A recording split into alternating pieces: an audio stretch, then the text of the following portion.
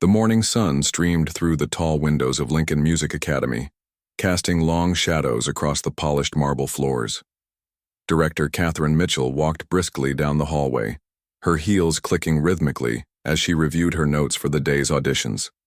At 52, she had dedicated her entire career to this prestigious institution, and today marked the annual scholarship auditions that would determine which young musicians would receive full funding for their education. Catherine had seen it all over the years: nervous parents clutching expensive instrument cases, children dressed in their finest clothes, and the inevitable tears when dreams didn't align with reality.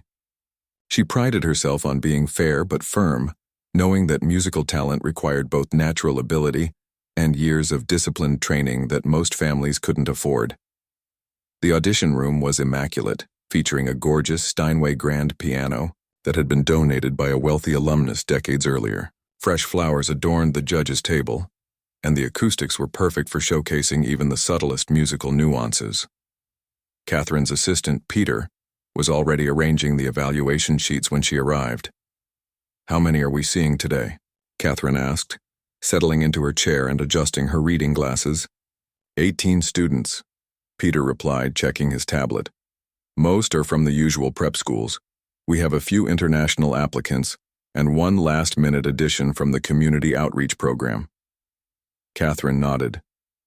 The Community Outreach Program was something she had reluctantly agreed to years ago under pressure from the board of directors, who wanted to improve the Academy's public image. In her experience, these students rarely had the foundation necessary to succeed at Lincoln's level, but she maintained the program out of obligation. The first student of the day was 11-year-old Jessica from St. Margaret's Preparatory School. She performed a flawless rendition of Bach's Invention in C major, her technique precise and her timing impeccable. Catherine made careful notes, impressed by the girl's discipline, but noting a lack of emotional expression that often came with overcoaching. One by one, the students performed.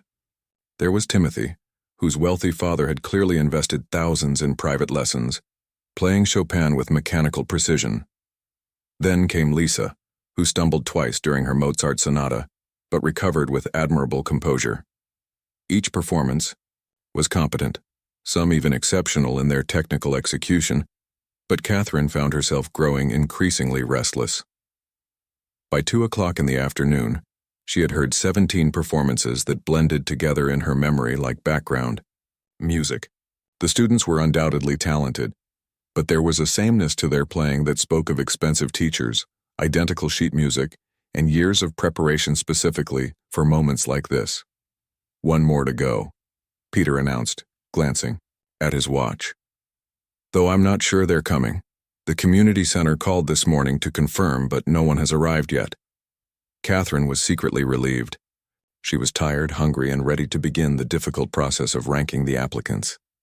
Just as she was gathering her papers, she heard voices in the hallway. The door opened slowly, and Mrs. Rosa Hernandez from the downtown community center stepped inside, followed by a boy who looked like he wanted to disappear into the floor. The contrast was immediately apparent. Where the other students had arrived with parents in business suits and designer handbags, this boy was accompanied by a woman in a simple cardigan and worn but clean jeans. The boy himself looked to be about 14, wearing sneakers that had seen better days and a jacket that was clearly too big for his small frame. His dark hair was neatly combed, but there was an uncertainty in his posture that suggested he felt completely out of place. "I'm so sorry we're late," Mrs. Hernandez said quietly. "The bus was delayed and we got a bit lost trying to find the right building." Catherine forced a polite smile. "Not a problem at all. And you are?" "This is Diego," Mrs. Hernandez said, gently placing her hand on the boy's shoulder. "He's been coming to our after-school program for about 6 years now. When I heard about your scholarship auditions, I thought he should try." Diego shifted uncomfortably, his eyes fixed on the floor.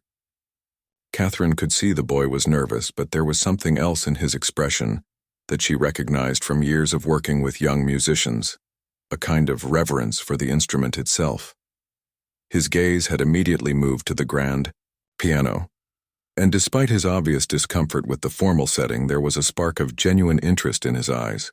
"Well, Diego, Catherine said, attempting to sound encouraging despite her fatigue. "Whenever you're ready, you can begin your piece." The boy walked slowly toward the piano bench, his movements careful and deliberate. Catherine noticed that his hands, while clean, showed signs of manual work, small calluses and a slight roughness that spoke of responsibilities beyond typical teenage concerns.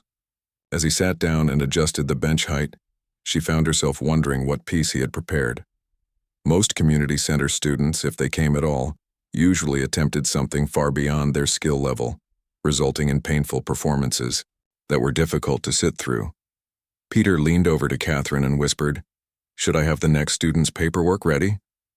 It was a not-so-subtle hint that they could move quickly through this last audition and wrap up the day. Catherine glanced at her watch and then back at Diego, who was now sitting quietly at the piano, his hands resting gently on his knees. The silence in the room stretched on, and she began to wonder if the boy was having second thoughts. She had seen it before, students who lost their nerve at the last moment and simply couldn't bring themselves to play. "Take your time," she said softly, though internally she was calculating how long she should wait before suggesting they reschedule for another day. Diego finally lifted his hands to the keyboard, but instead of launching into a prepared piece, he simply touched the keys gently, as if greeting an old friend. Catherine watched this unusual behavior with growing curiosity. Most audition students immediately dove into their memorized performances, eager to demonstrate their preparation and skill. The boy's fingers moved across the keys in what seemed like random patterns, but Catherine realized he was actually testing the piano's touch and response. This was not the behavior of a beginner. This was someone who understood that every instrument has its own personality and needs to be understood before it can be truly played. "Ma'am," Diego said quietly, his voice barely above a whisper, "I don't have sheet music with me. Is that okay?" Catherine and Peter exchanged glances. In all their years of conducting auditions, no student had ever asked to play without sheet music. "What piece are you planning to perform?" Catherine asked, trying to mask her confusion. Diego's response would change everything that happened next. "I was hoping I could just play something for you, something I've been working on." The auditorium fell completely silent. Catherine had heard confident students, nervous students, and unprepared students, but she had never encountered a 14-year-old who wanted to improvise during a formal audition. For a moment, she didn't know how to respond. Peter cleared his throat and looked at Catherine with raised eyebrows, clearly thinking this was a waste of everyone's time. Catherine herself felt a familiar surge of irritation. This was exactly the kind of situation she had learned to expect from the community outreach program. Well-meaning, but ultimately unprofessional approaches to serious musical education. She was about to politely suggest that Diego come back another time with proper preparation when something stopped her. Maybe it was the way the boy was looking at the piano, or maybe it was simple curiosity about what would happen next. Instead of dismissing him, she heard herself saying something that would become legendary in the Academy's history. "You know, what, Diego?" Catherine said, leaning back in her chair with a mixture of exhaustion and amusement. "If you can actually play this piano, I mean, really play it, I'll kneel right here on this floor." Peter chuckled at what he assumed was his boss's way of lightening the mood before ending this unusual audition. Catherine herself wasn't entirely sure why she had said it, but the words hung in the air between them like a challenge that neither she nor Diego could take back. What happened next would transform not just Diego's life, but Catherine's understanding of what true musical talent really looked like. Diego's hands hovered over the keys for what felt like an eternity. The silence in the room was so complete that Catherine could hear the old building settling around them. She watched the boy's face, expecting to see the familiar signs of a student who had bitten off more than they could chew. Instead, she saw something entirely different, a kind of quiet concentration that reminded her of professional musicians preparing for a performance. Mrs. Hernandez shifted nervously in her chair near the back of the room. She had known Diego for years through the community center's programs, and while she believed in his musical abilities, she suddenly wondered if bringing him here had been a terrible mistake. The academy was so formal, so intimidating, and Diego, had never performed in front of people like this before. Peter glanced at his watch again, clearly eager to wrap up what he assumed would be an awkward situation. He had already started organizing the evaluation forms, mentally preparing the gentle rejection letter that would need to be sent to the community center. In his experience, students who couldn't even bring sheet music were rarely capable of impressive performances. Then Diego's fingers touched the keys, and everything changed. The first notes were soft, almost hesitant, like someone testing the temperature of water before diving in. But there was something in those initial sounds that made Catherine lean forward in her chair. The boy wasn't playing a recognizable piece, at least not one she could identify, but there was an immediate sense of purpose in his approach to the instrument. As Diego's confidence grew, so did the complexity of what he was creating. His left hand found a gentle, walking bass line that seemed to anchor everything else, while his right hand began weaving a melody that was both simple and deeply moving. Catherine realized she was witnessing something she had never seen in all her years at the academy, a student who was composing in real time. The music began to tell a story without words. There were moments of sadness that seemed to speak of loss and struggle, but they were balanced by passages of hope and determination that lifted the spirits of everyone listening. Catherine found herself forgetting to take notes, forgetting to maintain her professional distance, forgetting everything except the extraordinary sounds filling the room. Diego's technique was unlike anything she had ever encountered. His fingering was unconventional, sometimes even technically incorrect by classical standards, but it worked perfectly for what he was trying to express. His timing had subtle variations that would have driven a traditional teacher crazy, but which created an emotional rhythm that was far more powerful than perfect metronome precision. As the piece continued to develop, Catherine began to understand that this wasn't random improvisation. Diego had clearly thought deeply about this music, had lived with it, had shaped it over time. Every transition felt intentional. Every harmonic choice seemed to serve the larger emotional arc of the composition. Peter had stopped organizing his papers entirely. His mouth was slightly open as he watched Diego's fingers dance across the keyboard, with a fluidity that seemed impossible for someone so young. The assistant had heard thousands of auditions over the years, but he had never seen anything like this raw display of musical intuition. The boy's whole body was involved in the performance now. His shoulders swayed gently with the rhythm, his head moved subtly to emphasize certain phrases, and his breathing seemed to synchronize with the musical lines he was creating. It was clear that for Diego, playing piano wasn't just about pressing keys. It was about channeling something much deeper. Mrs. Hernandez had tears streaming down her face as she listened. She had heard Diego play before at the community center, but never like this. Perhaps it was the quality of the instrument, or maybe it was the significance of the moment, but he seemed to be reaching new heights of expression that even she hadn't known were possible. Catherine found her mind racing as she tried to understand what she was witnessing. Where had this boy learned to play like this? How was it possible for someone his age, especially someone without formal training, to have developed such sophisticated musical ideas?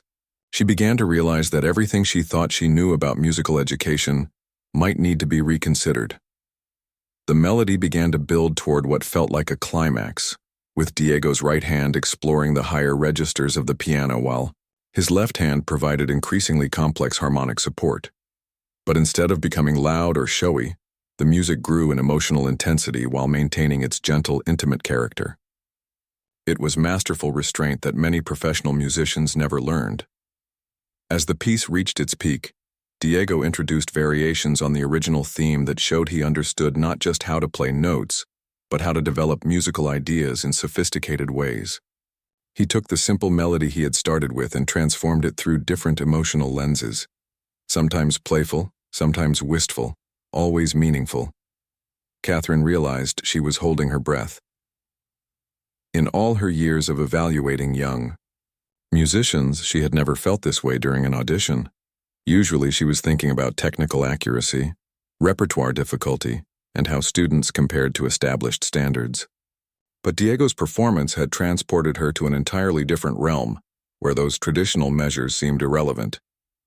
The boy began to bring his improvised composition toward its conclusion, and Catherine could sense that he had a clear vision for how he wanted to end. The music became quieter and more introspective, as if he was sharing his most private thoughts through the piano. His touch on the keys grew even more delicate, creating sounds that seemed to float in the air, like whispered secrets. Peter found himself leaning forward, not wanting to miss a single note. He had always considered himself more of an administrator than a music lover, but Diego's performance was reaching something in him that he hadn't known existed. The boy was creating beauty in real time, and it was impossible not to be moved by it. As the final notes approached, Diego's expression showed complete focus and serenity. He wasn't performing for the judges anymore. He was simply sharing something beautiful that had come from deep within his heart. His fingers found the final chords with perfect timing, letting them ring out in the acoustic space before gently lifting his hands from the keys. The silence that followed was unlike anything Catherine had ever experienced in an audition room. It wasn't the awkward quiet that often followed mediocre performances, nor was it the polite pause before expected applause. This was the profound silence that comes after something genuinely transcendent has occurred. Diego sat at the piano bench, his hands now resting quietly in his lap, his breathing slightly elevated from the emotional intensity of what he had just shared. He didn't look at the judges immediately.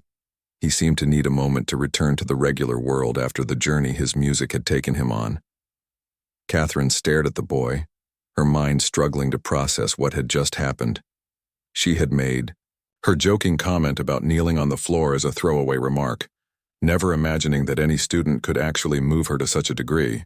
But as she sat there, still absorbing the echoes of Diego's performance, she realized that her casual words had become a genuine challenge that had been met and exceeded. Mrs. Hernandez wiped her eyes with a tissue, overwhelmed by pride and amazement at what Diego had accomplished. She had believed in his talent, but even she hadn't fully understood the depth of his musical gifts until this moment. The boy finally looked up at Catherine, his expression uncertain as he waited for some kind of response. In his eyes, she could see both hope and fear.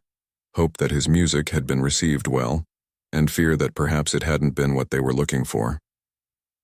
Catherine stood up slowly from her chair, her legs feeling unsteady after the emotional intensity of what she had just witnessed. Peter watched in amazement as his normally composed boss moved toward Diego, with an expression he had never seen on her face before. What happened next would become the most talked-about moment in Lincoln Music Academy's history. Catherine walked slowly toward Diego, her heart pounding in a way that had nothing to do with physical exertion. Every step felt significant as she approached the piano where this remarkable boy sat waiting for her judgment. The weight of her earlier words hung heavy in the air, and she knew that what she did next would define not just this moment, but potentially the rest of Diego's life. When she reached the piano, Catherine looked down at Diego's face. His dark eyes were wide with uncertainty, and she could see the nervous energy that came after pouring your soul into a performance. He had given everything he had to that music, and now he was completely vulnerable, waiting to learn whether it had been enough. Without saying a word, Catherine slowly lowered herself to her knees on the polished marble floor. The sound of her knees touching the ground seemed to echo through the silent room like a thunderclap. Peter's jaw dropped open in complete shock. In all his years working with Catherine, he had never seen her display such emotion, let alone make such a dramatic gesture. "My God, Diego," Catherine whispered, her voice thick with emotion she was struggling to contain. "Where did you learn to play like that?" Diego's eyes filled with tears as he realized what was happening. The stern director of this prestigious academy was actually kneeling in front of him, just as she had promised. But more than that, he could see in her face that his music had truly reached her. For a boy who had spent years doubting whether his unconventional approach to piano was worth anything, this moment felt like a miracle. Mrs. Hernandez had both hands pressed to her mouth, trying to stifle the sobs that were threatening to overwhelm her. She had spent countless hours encouraging Diego to believe in himself, but even she hadn't dared to imagine that his talent would be recognized in such a powerful way. I taught myself mostly," Diego said quietly, his voice shaking. There's an old piano at the community center where Mrs. Hernandez works. It's pretty beaten up and some of the keys stick, but I've been playing on it since I was about 8 years old. Catherine remained on her knees, listening intently as Diego began to share his story. She could feel tears starting to form in her own eyes as she realized the magnitude of what she had just witnessed. This boy had created that extraordinary music without formal training, without expensive lessons, without any of the advantages that every other student who auditioned that day had taken for granted. "Tell me more," Catherine said gently. "How did you learn to play like that?" Diego looked down at his hands, still processing the fact that this important woman was kneeling in front of him and genuinely interested in his story. "Well, the community center got the piano from a church that was closing down. It was free, but it was also pretty much broken. Half the keys didn't work right, and it was so out of tune that most people couldn't stand to listen to it." He paused, remembering those early days when the piano had seemed more like a puzzle to solve than an instrument to play. "But I loved the sound it made, even when it was wrong. I would sit there for hours, just pressing different keys and listening to how they sounded together. Mrs. Hernandez let me stay after the other kids went home." Catherine listened with growing amazement as Diego described his unconventional musical education. "I found some old music books in the storage room, but I couldn't really read music very well. So I would listen to songs on the radio or on the computers when they were working and then try to figure out how to play them on the piano." "But what you played today," Catherine said, her voice filled with wonder. "That wasn't a song from the radio. That was something completely original." Diego nodded shyly. "I guess after a while I started making up my own music instead of just copying other people's songs. It felt more honest, you know? Like I was telling my own story instead of trying to tell someone else's." Peter had quietly moved closer to hear this conversation, still unable to believe what he was witnessing. In all his years at the academy, he had never seen a student move Catherine to tears, let alone to her knees. The boy's story was revealing something profound about the nature of musical talent that challenged everything the institution had traditionally believed. "Diego," Catherine said, still on her knees, but now with a strength in her voice that hadn't been there before. "What you just played was extraordinary. I've been teaching and evaluating music for over 25 years, and I have never heard anything like that from someone your age. Actually, I've never heard anything like that from someone of any age." She paused, choosing her words carefully because she understood how important this moment was for Diego. "The music you created today showed not just technical ability, but emotional maturity and compositional sophistication that takes most people decades to develop. You have a gift that is incredibly rare." Mrs. Hernandez couldn't contain herself any longer. She stood up from her chair and walked over to where Catherine was still kneeling beside Diego. "I've been watching this boy play for 6 years," she said through her tears. "I knew he was special, but I didn't have the words to explain it. I just knew that when Diego played, something magical happened." Catherine finally stood up, her knees slightly sore from the marble floor, but her spirit soaring with the excitement of discovering genuine talent. "Diego, I want you to know that Lincoln Music Academy would be honored to offer you a full scholarship. But more than that, I want to understand how you developed this incredible ability so that we can learn from you." Diego's eyes went wide with disbelief. "You mean I can actually come here? To this school?"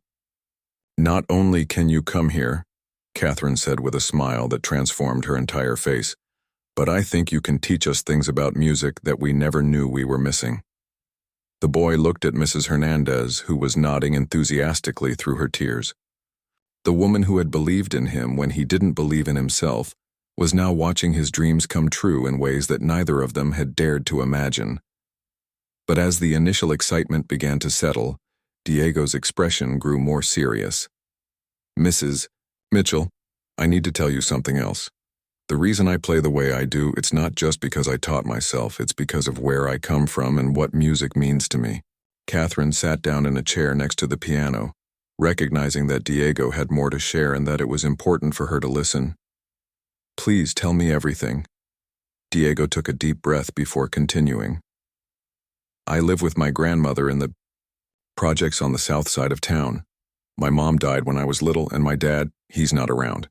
My grandmother works 3 jobs to keep us going, and most of the time I'm by myself after school. The piano at the community center became like my best friend, I guess." He paused, looking out the window at the well-maintained campus grounds.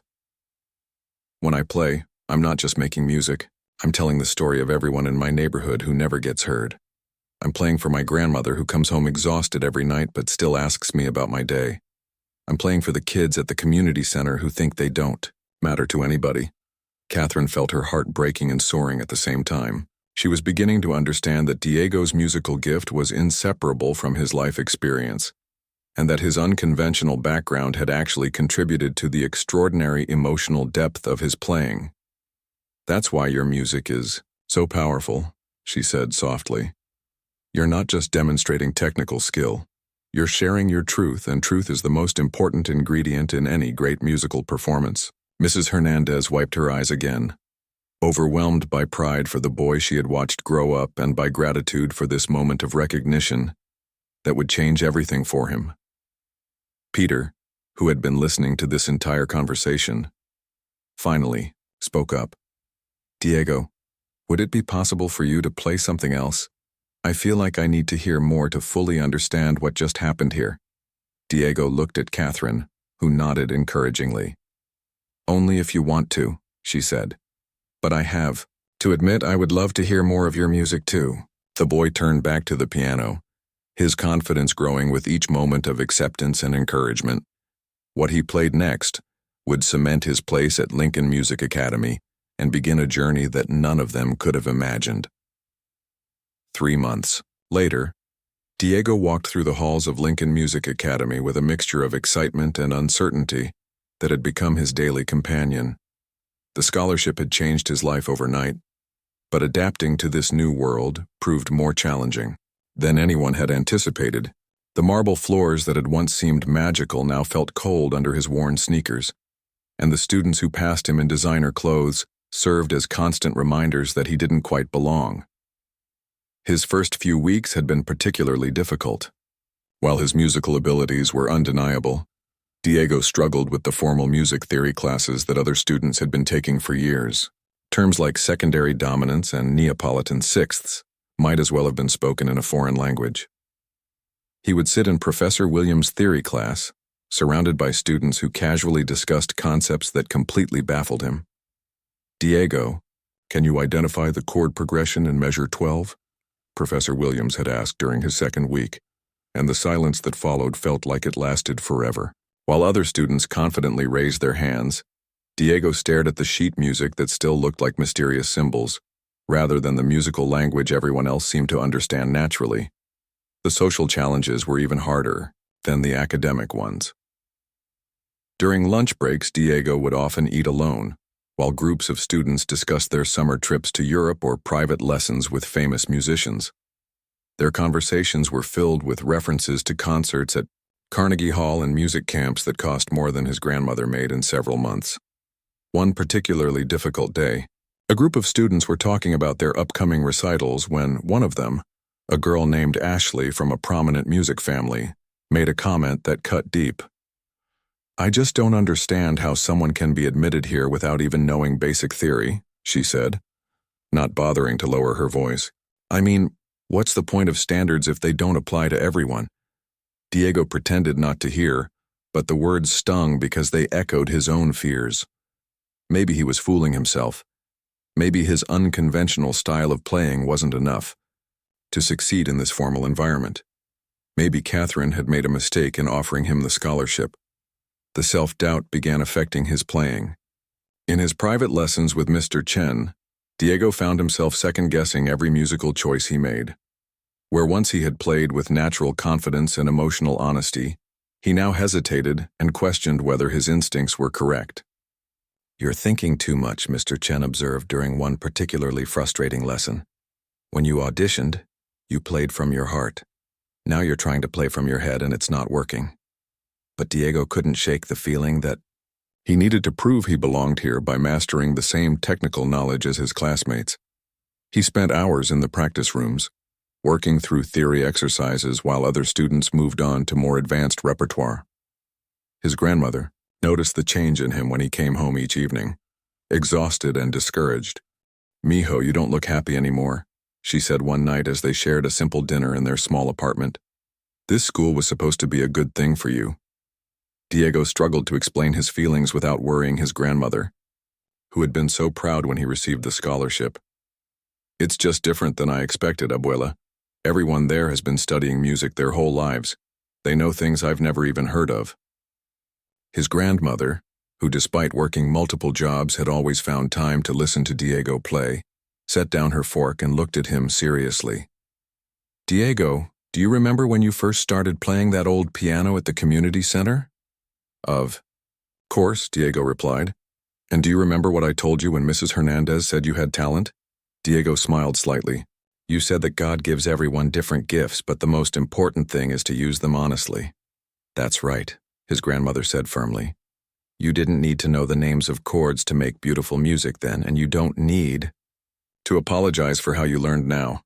Those other students might know more technical words, but can they make people cry with their music like you did at that audition?" Meanwhile, at the academy, Catherine was growing concerned about Diego's progress. She had watched him in theory classes and noticed his struggling confidence. Several faculty members had approached her privately with concerns about whether the boy could succeed without the foundational knowledge that other students possessed. Professor Williams, while not unsympathetic, had been particularly direct. "Catherine, I understand the boy has natural talent, but he's holding back the entire theory class. Perhaps he would benefit from taking some time to catch up on basics before rejoining the regular curriculum." Catherine knew there was some truth to these concerns, but she also suspected that the solution wasn't to separate Diego from his peers or to force him into a traditional mold. She had heard him play during his audition, and she knew that what he possessed was far more valuable than technical knowledge alone. The turning point came during a masterclass led by renowned pianist Roberto Valdez, who was visiting the academy for a week-long residency. Valdez, who had grown up in similar circumstances to Diego before achieving international success, had specifically requested to hear from students who showed promise outside of traditional pathways. When Catherine suggested that Diego participate in the masterclass, his first instinct was to decline. "I'm not ready," he protested. "I don't even know the proper way to analyze the pieces I play." "Diego," Catherine said gently, "Roberto Valdez didn't become famous because he could analyze music perfectly. He became famous because he could make people feel something when he played, just like you did during your audition." Reluctantly, Diego agreed to participate. The masterclass was held in the academy's largest recital hall, with an audience of students, faculty, and visiting musicians. When Valdez called Diego to the piano, the boy felt his familiar stage nerves returning. "What are you going to play for us today?" Valdez asked with a warm smile. I was going to try one of the Bach inventions we've been working on in class," Diego replied hesitantly. Valdez studied the boy's face for a moment. "That's not what you want to play, is it?" Diego looked out at the audience filled with his classmates and professors, all of whom expected him to demonstrate the classical repertoire they had been studying. "No, sir, but I thought that's what I should play." "Diego," Valdez said, his voice carrying the authority of someone who had performed on stages around the world, "the most important lesson I can teach you is this. Never apologize for who you are as a musician. Now, what do you really want to play?" The question hung in the air as Diego made a decision that would define the rest of his time at the academy. Instead of the Bach invention he had been struggling to perfect, he chose to return to the kind of honest, emotional playing that had brought him here in the first place. As his fingers found the keys, Diego felt something shift inside him. He stopped thinking about chord progressions and theoretical analysis and started thinking about his grandmother working late into the night, about Mrs. Hernandez believing in him when no one else did, about all the kids in his neighborhood who never got chances like this. The music that flowed from the piano was unmistakably Diego's own voice, not trying to imitate classical masters, but speaking directly from his own experience with a maturity and emotional depth that silenced the entire room. When he finished, Roberto Valdez did something that surprised everyone present. He walked over to Diego and embraced him like a proud father. "Young man," Valdez said, his voice carrying emotion. "You have just demonstrated something that cannot be taught in any music school. You have shown us what it means to be a true artist." The applause that followed was different from the polite appreciation usually heard in master classes. This was the sound of people recognizing that they had witnessed something genuinely special. Even Ashley, the girl who had questioned his admission, was clapping with obvious admiration. As Diego left the stage, he caught Catherine's eye. She was beaming with pride, but more than that, she was relieved. Her instincts about this remarkable boy had been correct, and now everyone else could see it too. 2 years had passed since that transformative masterclass, and tonight was the evening that would bring Diego's journey full circle. The Lincoln Music Academy's annual spring gala was the most important event on the school's calendar, attended by wealthy donors, prominent musicians, and influential figures from the classical music world. This year, for the first time in the UBA Academy's history, a student would be featured as the evening's main performer. Diego stood backstage in the grand concert hall, adjusting his bow tie with nervous fingers. The formal wear still felt strange on him, but tonight it represented something different than it had during his early struggles at the academy. Instead of a costume he was wearing to fit in, it felt like armor that represented how much he had grown and changed. Through a gap in the curtains, he could see the audience filling the elegant hall.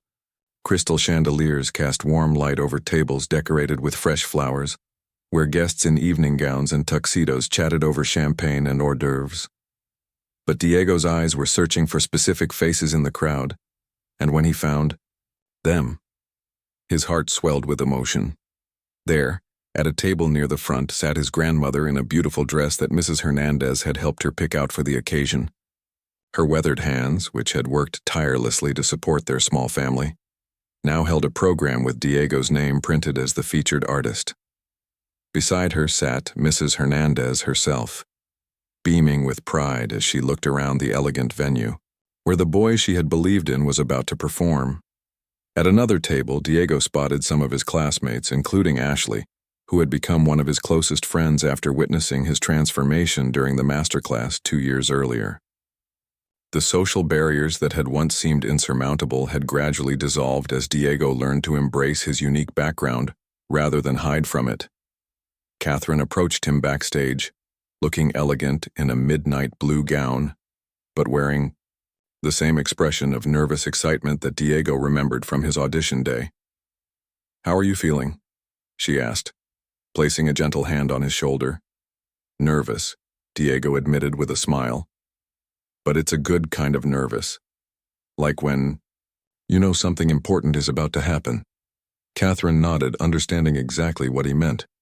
Over the past 2 years, she had watched Diego grow not just as a musician, but as a young man who had learned to see his unconventional background as a strength rather than a weakness. Tonight's performance would be the culmination of that growth. "Diego, I want you to know how proud I am of you," Catherine said, her voice filled with emotion. "Not just for your musical development, but for staying true to who you are while still growing and learning." The lights in the concert hall began to dim, signaling that the formal program was about to begin. Diego took a deep breath and walked toward the stage entrance, but not before catching sight of one more familiar face in the audience. Roberto Valdez had flown in especially for tonight's performance, and when he saw Diego looking in his direction, he gave him a subtle thumbs and an encouraging nod. As Diego walked onto the stage, the applause was warm and welcoming. The Steinway grand piano stood gleaming under the stage lights, the same instrument where his journey at Lincoln had begun. But tonight, instead of the uncertainty and fear that had marked his audition, Diego approached the piano with confidence and purpose. He settled onto the bench and adjusted its height, taking a moment to center himself before beginning. The audience fell silent in anticipation, and in that quiet moment, Diego thought about everything that had brought him to this point. The broken piano at the community center, the hours of self-teaching, his grandmother's unwavering support, Mrs. Hernandez's belief in his potential, and Catherine's decision to take a chance on an unconventional student.